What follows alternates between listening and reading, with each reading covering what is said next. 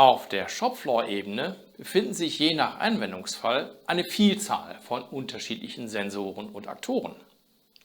Viele dieser Geräte sollen sich im Verhalten aber ähneln. Beispielsweise sollen alle Regalwippen an einem Fertigungsplatz dieselben Einstellungen haben. Damit das nicht jedem Sensor einzeln beigebracht werden muss, werden diese Sensoren zu Gruppen zusammengefasst. Und das Verhalten der Sensoren wird dann durch die jeweilige Gruppenkonfiguration bestimmt. Um in die Gruppenkonfiguration reinzukommen, logge ich mich in der SensorBridge-Oberfläche ein und wechsle in den Reiter Gruppen bzw. Groups.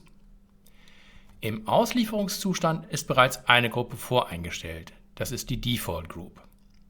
Die ist zum einen nicht löschbar und zum anderen mit einem kleinen Stern gekennzeichnet, das bedeutet, dass diese Default-Gruppe als Standardgruppe eingestellt ist. Die Standardgruppe sollte niemals in aktiven Produktionsprozessen genutzt werden. Das hat ganz einfach den Hintergrund, dass jeder Sensor oder Aktor, der neu im System erkannt wird, automatisch in die Standardgruppe aufgenommen wird. Also jeder neue Sensor automatisch zu dieser Gruppe gehört. Würde ich jetzt die Standardgruppe aktiv im Produktionsprozess nutzen und Schaltinformationen aus den Sensoren und Aktoren über eine Schnittstelle an das hausinterne ERP-System weiterleiten, könnte es zu einem Information Overflow kommen, wenn sich womöglich neue oder weitere Schalter im System anmelden und die dann automatisch in die Standardgruppe mit aufgenommen werden, dem ERP-System aber ja noch gar nicht bekannt sind. Wenn ich jetzt für meinen Produktionsprozess eine Gruppe nutzen möchte, bzw. eine neue Gruppe erstellen möchte, drücke ich einfach hier oben auf das Plus und vergebe einen Namen für die Gruppe.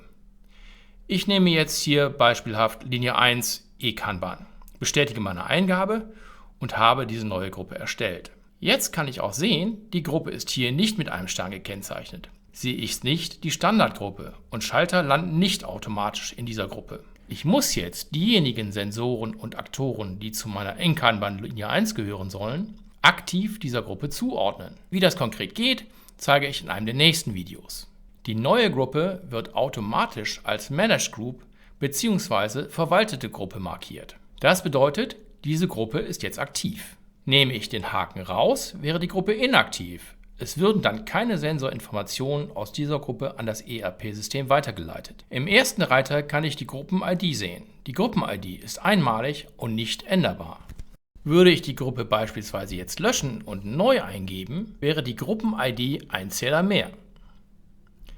Ich kann den Namen der Gruppe nachträglich natürlich noch ändern und ich kann für diese Gruppe eine Beschreibung vergeben. Zum Beispiel, um diese Gruppe genauer zu spezifizieren, damit man auf einen Blick sieht, was der Zweck dieser Gruppe ist.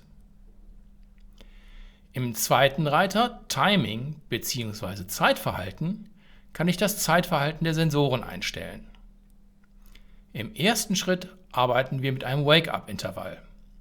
Das eingestellte Wake-up-Intervall sagt jedem Sensor, der in dieser Gruppe hinterlegt ist, wie häufig er sich mindestens beim System melden soll. Wenn ich dieses Intervall jetzt als Beispiel auf 15 Minuten einstelle, dann sendet jeder Sensor spätestens nach 15 Minuten ein Wake-up ans System und sagt, dass der Sensor noch da ist. Natürlich sendet er in diesem Zusammenhang auch alle anderen Daten, wie zum Beispiel den aktuellen Schaltzustand. Wenn ein Sensor beispielsweise jede Minute betätigt wird, dann würde er nie ein Wake-up-Signal senden, weil dieses Wake-up-Signal erst 15 Minuten nach der letzten Betätigung gesendet werden soll.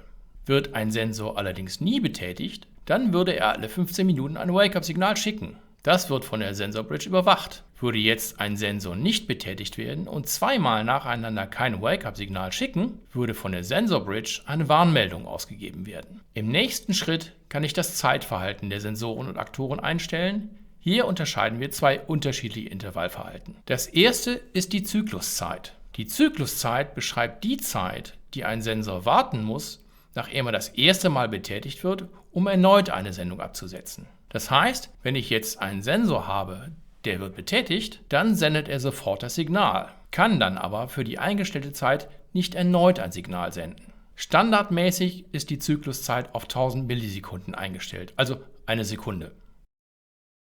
Das heißt, ich betätige den Sensor und lasse ihn sofort wieder los. Dann würde der Sensor die Betätigung senden und dann die nächste Sendung aber erst nach 1000 Millisekunden senden können. Diese Konfiguration ist dafür da, um Fehlsendungen zu unterbinden. Das heißt, ich betätige einen Sensor aus Versehen ganz häufig. Dann soll natürlich nur eine effektive Sendung erfolgen. Und durch diese Konfiguration des Zeitverhaltens kann ich eben dem System sagen, sende nur die erste Information und warte dann eine gewisse Zeit ab, um zu schauen, ob da eine zweite Information kommt oder ob das dann eine Fehlbedienung war. Die zweite Variante ist die Debounce Time. Die funktioniert etwas anders. Die Debounce Time besagt, wie lange muss ein Sensor betätigt sein, bevor er ein Signal absetzt. Wenn ich das jetzt, voreingestellt auf 1 Sekunde, zum Beispiel auf 5 Sekunden stelle, das mache ich jetzt einmal. Jetzt habe ich 5000 Millisekunden bzw. 5 Sekunden eingestellt. Jetzt müsste ich einen Sensor betätigen und ihn für mindestens 5 Sekunden betätigt lassen. Und erst dann wird das Signal abgesetzt. Wofür ist diese Einstellung gedacht? Nehmen wir an, der Mitarbeiter auf dem Shopfloor entnimmt aus dem Materialregal eine Box, um den Restinhalt zu begutachten, zu zählen oder dergleichen. Danach stellt er die Box zurück ins Regal. In diesem Fall soll der Sensor im Regal natürlich noch keine Materialanforderungen abschicken. Erst wenn die Box permanent entnommen wird. Also auch diese Einstellung ist dafür da, um eine Fehlbedienung eines Sensors zu unterbinden. Diese Einstellung speichere ich jetzt einmal mit dem Klick auf Save bzw. Speichern. Und wenn ich das System dann aktiv nutze, wird diese Änderung automatisch an alle Sensoren in der Gruppe übermittelt, sobald sie sich wieder am System melden. Im letzten Reiter kann ich gewisse Einstellungen für die Regalwippe vornehmen. Hier habe ich 2 Einstellungsmöglichkeiten. Einmal kann ich den Rollbahnwinkel konfigurieren. Standardmäßig ist dieses auf automatisch eingestellt. Das sollte in der Regel auch so belassen werden. Der Regalsensor erkennt dann bei Betätigung der Maximalausschläge automatisch den Rollbahnwinkel und stellt die Schaltposition passend auf ungefähr der Hälfte ein. Ich kann den Haken aber auch rausnehmen und den Rollbahnwinkel manuell vorgeben. Würde ich persönlich jetzt allerdings nicht unbedingt empfehlen. Des Weiteren verfügt die Regalwippe über eine integrierte LED, die ich mit dieser Option an- oder ausstellen kann. Wenn sie angestellt ist, dann blinkt sie kurz auf, sobald ein Signal übermittelt wird. Ist es ausgestellt, bleibt sie entsprechend aus. Auch das würde ich nicht empfehlen, denn das Blinksignal der LED gibt es in kurz oder lang. Kurz bedeutet, Sendung erfolgreich an die Gruppe abgesetzt. Ein längeres Signal deutet aber im Gegensatz darauf hin, dass die Wippe keiner aktiven Gruppe zugeordnet ist. Verschiedene Gruppen können mit verschiedenen Zeitverhalten konfiguriert werden. Das heißt, ich kann zum Beispiel eine Gruppe konfigurieren für meine E-Kanban-Anwendung. Die hat ein gewisses Zeitverhalten, das habe ich jetzt konfiguriert.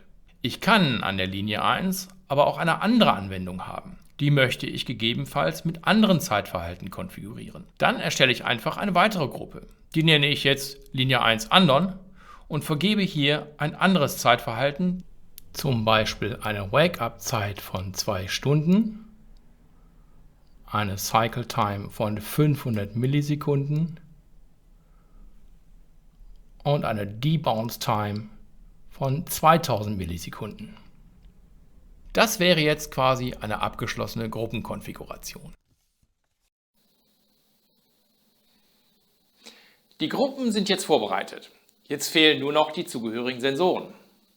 Wie die den Gruppen zugeordnet werden können und was man damit alles anstellen kann, das schauen wir uns im nächsten Video an. Bis dann.